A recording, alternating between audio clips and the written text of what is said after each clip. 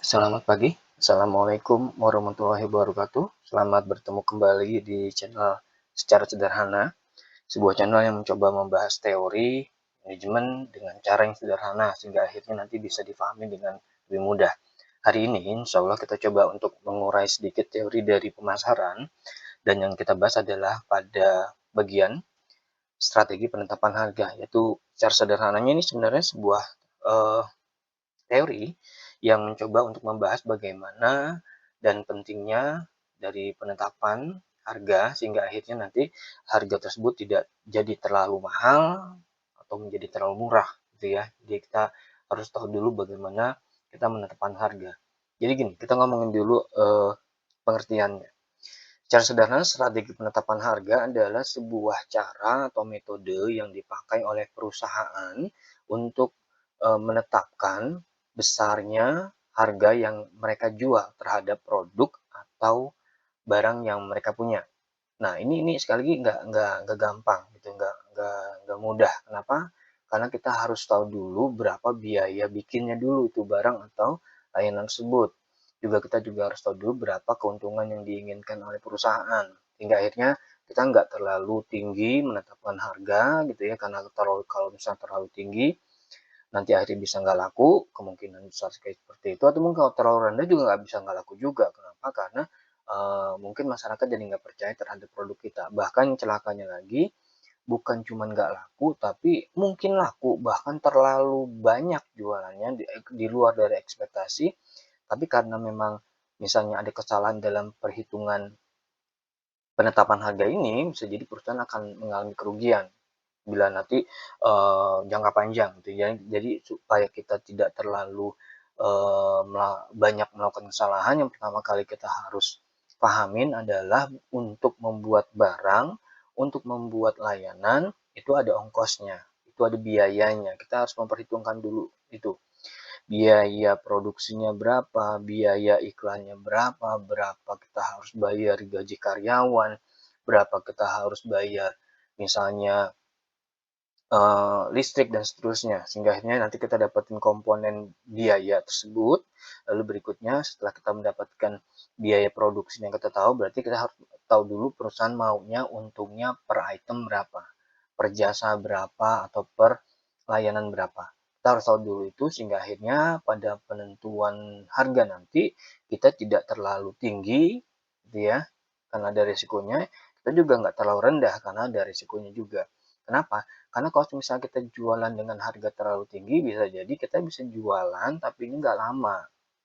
Gitu. Kenapa? Karena biasanya konsumen akan mencari barang semurah mungkin yang bisa mereka dapatkan dan sebagus mungkin. Gitu. Nah, kalau misalnya tadi kita di pasar menjual ini berhubungan ada pesaing juga gitu ya, dan kemungkinan juga ada market leader atau pimpinan perusahaan, pimpinan yang menguasai pasar gitu ya, sehingga akhirnya kita harus tahu dulu berapa mereka punya harga, lalu kita bisa menyesuaikan. Jadi sekali lagi hati-hati dengan penentuan harga ini. Tapi kalau misalnya tadi terlalu murah juga gitu ya, itu juga jadi masalah juga karena bisa jadi ada beberapa komponen masyarakat gitu ya yang menganggap kalau barangnya murah itu akan cepat rusak atau kualitasnya nggak bagus. Berarti kita juga harus memikirkan itu, bagaimana konsumen kita nanti melihat barang tersebut. Lalu juga kalau misalnya kita bisa jualan, misalnya kita juga harus memperhitungkan juga berapa kemampuan kita dalam memproduksi barang, berapa barang kita bisa terserap sehingga akhirnya barang-barang yang ada di gudang itu bisa keluar dan masuknya dengan jumlah yang bagus, sehingga akhirnya nggak ada penumpukan di gudang. Kenapa ini penting? Karena sekali lagi barang yang disimpan di gudang itu ada biayanya, gitu ya, ada biayanya. Kenapa? Karena sekali kalau misalnya barang ini termasuk dalam slow moving gitu ya, atau barang yang bergeraknya atau dijualnya agak lama, ini sekali lagi membuat barang-barang yang fast moving atau lakunya cepat ini akan mengalami gangguan. Nah, ini jadi masalah juga. Kenapa? Karena kalau barang slow moving itu di gudang bisa menghambat jalannya atau alurnya fast moving, ini akan membuat perusahaan menjadi kehilangan momen untuk jualan seperti itu. Jadi kita lihat di sini sampai dengan slide ini kita bisa tahu bahwa penentuan harga itu nggak semudah yang dibayangkan. Bukan berarti kalau kita mau dapat untung gede kita netapin harga seenaknya aja, nggak bisa. Kenapa? Karena tadi kita juga berhubungan juga dengan komponen-komponen lain seperti yang tadi saya bilang, ada selera masyarakat, ada juga kompetitor yang lain gitu ya, dan sehingga kita harus bisa melihat bahwa ini sebenarnya kompleks masalah ini. Nah, dalam penentuan harga, ada beberapa tujuan yang bisa dipilih gitu ya. Jadi perusahaan nanti bisa memilih mau menentukan harga dari sudut pandang apa gitu ya. Ini menurut Ciptono. Ciptono menentukan bahwa dalam menetapkan harga, Ciptono bilang kita bisa berorientasi kepada laba. Artinya kita bisa menentukan harga atau memilih harga bila kita ingin menghasilkan laba yang tinggi gitu. Jadi ini sekali lagi tentuin harga, ya udah misalnya harga produksinya misalnya 90.000, kita mau untung gede ya udah kita jual 150.000 misalnya kayak gitu. Jadi kita tentuin harga sesuai dengan keinginan kita dalam mendapatkan laba kayak gitu. Lalu berikutnya berorientasi kepada volume. Nah, ini beda kebalikan dari laba. Pada orientasi ini, Ciptono menganggap bahwa menentukan harga nggak selalu harus mahal gitu ya. Menentukan harga kita untung sedikit, tapi kalau jualannya banyak, untung buat perusahaan juga gede juga gitu. Jadi ini berorientasi kepada banyaknya jumlahnya. Nah, kalau untuk yang berorientasi kepada volume, sekali lagi kita bisa menjual ini dengan harga yang murah, gitu, dengan bahasa yang kompetitif lah gitu, hingga akhirnya konsumen nanti bisa memilih mana yang paling bagus dengan harga yang paling bagus juga gitu. Jadi kualitasnya dan juga harganya. Hingga akhirnya nanti kita bisa bersaing dengan misalnya dengan market leader seperti itu, yang mungkin harga jualnya mereka lebih mahal tapi kita punya produk yang hampir sama tapi harga jual kita lebih murah seperti itu. Jadi kita bisa bersaing di sini. Lalu berikutnya berorientasi kepada citra atau image. Di sini perusahaan biasanya ya, kalau perusahaan besar atau perusahaan sudah lama mempunyai image di mata para penggunanya, sehingga akhirnya kalau image-nya sudah terbentuk gitu ya, dan kebetulan misalnya terbentuk dengan baik, misalnya produknya itu dicitrakan sebagai produk yang canggih gitu ya, atau produk yang mewah gitu ya, oke, nggak masalah kalau misalnya kita menjual dengan harga yang mahal atau sedikit lebih mahal. Misalnya kalau kita ngomongin eee, citra pada produk Apple gitu ya, itu kan mereka punya punya punya segmentasi memang khusus juga gitu loh ke pembeli atau penggunanya, sehingga akhirnya citra mereka terbentuk gitu. Juga misalnya Mercedes-Benz gitu. Jadi citra inilah yang membuat harga gitu. Jadi kita bisa menentukan harga berdasarkan dari citra dari perusahaan. Berikutnya adalah stabilisasi harga. Di sini penetapan harga bertujuan untuk mempertahankan hubungan yang stabil antara perusahaan dengan harga pimpinan pasar. Jadi kalau kita mengambil strategi yang ini, penetapan harga yang ini, yang keempat ini stabilitas harga, kita melihat harga dari pemimpin pasar dulu. Kalau harga pemimpinan pasar tetap berarti kita jualannya dengan harga tetap juga. Tapi kalau misalnya pemimpin pasar atau market leader menaikkan harganya, baru kita naikin lagi harga kita. Kalau mereka menurunin, kita turunin juga seperti itu. Jadi ini sekali lagi untuk membuat stabilisasi dari harga gitu. Kenapa? Karena kalau misalnya kita nggak menggunakan yang ini misalnya gitu ya, kita pertama memilih yang ini, tapi kita tidak menggunakannya, begitu pemimpin pasar menaikkan harga dan kita tetap sama gitu loh, ini bisa berbahaya juga. Kenapa? Karena kita jadi bisa kehilangan momen untuk mendapatkan untung lebih besar gitu. Walaupun mungkin biaya produksinya hampir sama dengan sebelumnya, itu juga kebalikannya gitu. Jadi seperti itu. Jadi ini adalah 4 metode atau 4 cara atau 4 sudut pandang dari bagaimana kita menetapkan harga. Pertama, berorientasi pada laba, tentuin berdasarkan maunya laba berapa, lalu berorientasi kepada volume, kita bisa jualan dengan harga sedikit lebih murah tapi berharap nanti volumenya banyak terjual. Lalu berikutnya berorientasi pada citra atau image, ya, kita membentuk dulu citra perusahaannya, hingga nanti akhirnya begitu citra perusahaan sudah tersampaikan atau bisa dilihat oleh konsumen, jadi konsumen nanti bisa membeli barang kita sesuai dengan citra yang kita ingin tampilkan. Berikutnya adalah stabilitas harga, berarti kita nanti menjadi seorang pengekor dari penetapan harga dari pemimpin pasar. Nih, ada beberapa strategi umum yang bisa dipertimbangkan gitu ya. Yang pertama menetapkan harga berdasarkan biaya gitu ya. Yang tadi juga saya udah sampaikan di awal, kita tentuin dulu biaya total dari produksi ditambah berapa margin yang diinginkan, baru kita menentukan harga gitu ya. Ini biasanya untuk barang-barang yang baru kita bikin gitu ya, tanpa melihat dulu bagaimana reaksi dari pasar gitu ya, apakah pasar bisa nerima atau enggak dengan harga dan kualitas seperti itu gitu. Tapi ini yang pertama kali adalah berdasarkan biaya total harga tadi ya, produksi. Lalu berikutnya adalah penetapan harga berdasarkan nilai. Jadi kita menetapkan harga berdasarkan nilai yang dirasakan oleh konsumen atau pelanggan kita. Gitu. Jadi kalau misalnya kita melihat atau bisa membuat sebuah produk dengan kualitas yang bagus dan itu bisa diterima oleh konsumen kita, berarti kita bisa menentukan harga sedikit lebih mahal misalnya dibandingkan dengan yang lain seperti itu. Berikutnya adalah penetapan harga yang kompetitif. Di sini harga penetapannya disesuaikan dengan harga yang ada di pasar. Pesaing kita berapa harganya, gitu ya? Apakah dia lebih murah atau dia lebih mahal? Atau kita bisa sama. Jadi kita nentuin dulu, lihat dulu di pasar, kita riset dulu gitu ya harganya berapa, kompetitor-kompetitornya, lalu kita masuk ke pasar dengan menentukan harga kita, apakah kita cari yang paling murah gitu ya, kita jual paling murah atau kita mau paling tinggi karena kita misalnya bisa menghasilkan produk yang atau layanan yang lebih bagus, atau kita main tengah-tengah biar lebih aman gitu, seperti itu. Jadi ini penetapan harga yang kompetitif gitu. Kita lihat dulu persaingan yang ada di pasar. Lalu berikutnya adalah penetapan harga skimming.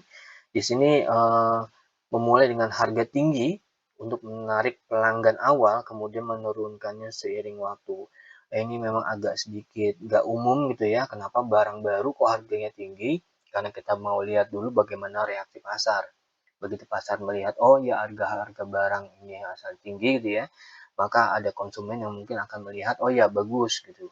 Kenapa tadi? Karena ada pikiran dari konsumen yang bilang, kalau harganya murah, itu bisa jadi harganya itu membuat gambaran bahwa produknya cepat rusak atau produknya jelek. Tapi kalau harga tinggi biasanya kualitasnya bagus atau bisa tahan lama. Jadi kita mencoba untuk bermain situ dulu. Nanti seiring waktu kita melihat dari konsumen reaksinya seperti apa, baru kita nanti menyesuaikannya. Ini yang skimming. Lalu berikutnya adalah penetrasi. Di sini memulai harga dengan harga yang murah. Nah ini kebalikan dari skimming. Kita jual dengan harga murah, tujuannya adalah untuk menarik pelanggan gitu ya. Ini kebalikan dari konsep yang tadi, karena ada beberapa konsumen yang membeli barang coba-coba dulu. Dia beli barang baru gitu ya, harganya murah dia coba dulu gitu. Kan murah ini kan kalau jelek ya udah, tapi kalau misalnya bagus bisa diterusin. Nah ini harapannya seperti itu. Kalau harganya murah dan bagus, konsumen akan tertarik terus dan akan terus menggunakannya. Jadi ini kita bisa lihat bahwa jualan ini sekali lagi nanti pada ujungnya begitu kita melihat konsumen memberikan respon yang bagus, baru kita melakukan koreksi harga, kita naikkan harganya, gitu ya. Jadi sekali lagi ini untuk mengetahui atau untuk penetrasi dulu, kita bikin pasar gila-gilaan dulu, pasar tergoncang dulu dengan ada produk baru dengan harga murah, lalu nanti konsumen nanti akan beralih ke produk baru kita ini, lalu baru kita menyesuaikan harga sesuai dengan yang kita butuhkan, sehingga akhirnya nanti bisa lebih bagus. Nah ini juga berlaku juga untuk beberapa aplikasi gitu ya. Dulu pernah kita dengar juga beberapa aplikasi online gitu ya, seperti marketplace itu mereka banyak memberikan bonus, banyak memberikan diskon gitu ya di awal-awal mereka launching produk aplikasi tersebut. Dan ini masuk ke dalam harga penetrasi tadi, gitu ya. Kalau konsumen tertarik dengan cara ini, maka sekali lagi tinggal koreksi harga aja. Berikutnya adalah penetapan harga dinamis. Di sini penetapan harga yang dilakukan secara real time, jadi sesuai dengan permintaan, penawaran, persediaan, dan perilaku konsumen itu berubah seperti apa.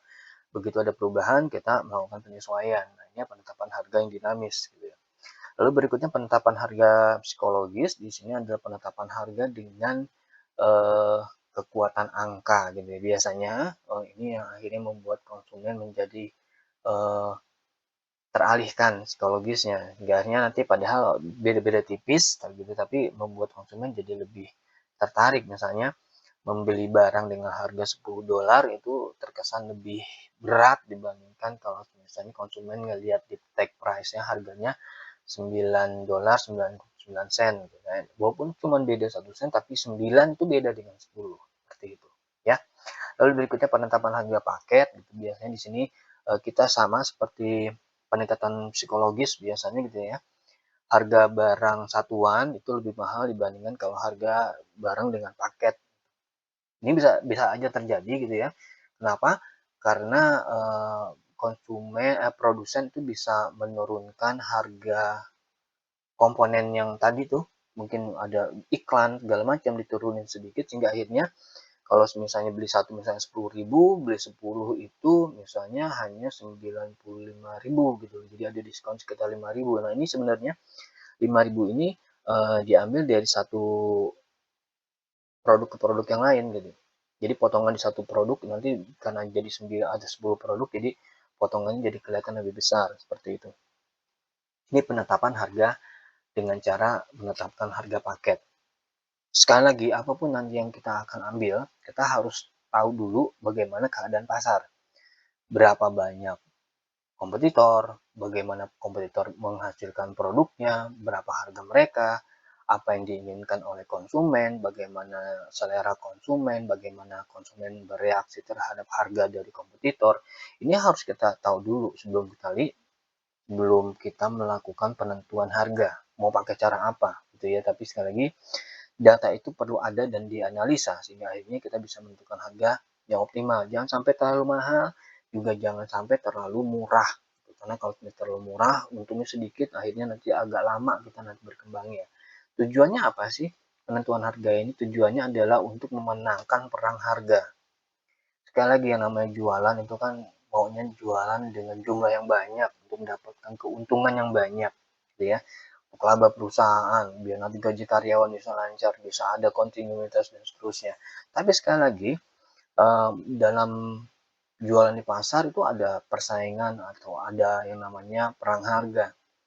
Ada konsumen atau ada penjual yang mau atau rela untuk rugi dulu di awal tujuannya supaya nanti bisa mendapatkan pelanggan jangka panjang gitu ya.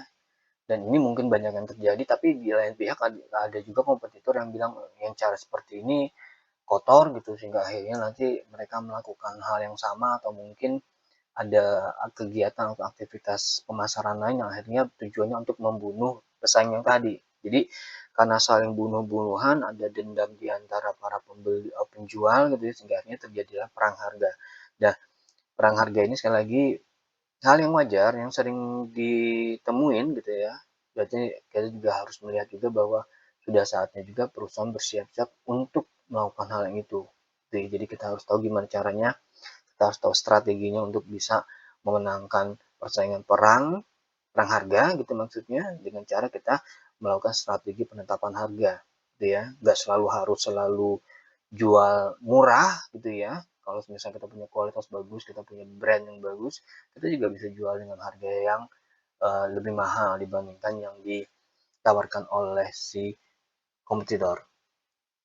Oke, itu aja yang bisa disampaikan hari ini tentang penetapan harga. Insya Allah nanti akan ada video tentang perang harga gitu ya. Tapi yang jelas kita coba mulai satu-satu dulu. Dan hari ini, alhamdulillah pembahasan tentang penetapan harga selesai. Mudah-mudahan bisa memberikan sebuah informasi baru atau tambahan ilmu baru. Dan untuk kali ini, terima kasih atas perhatiannya. Terima kasih atas waktu yang diberikan. Saya pamit. Sehat-sehat semua. Selamat siang. Assalamualaikum warahmatullahi wabarakatuh. Pamit semuanya.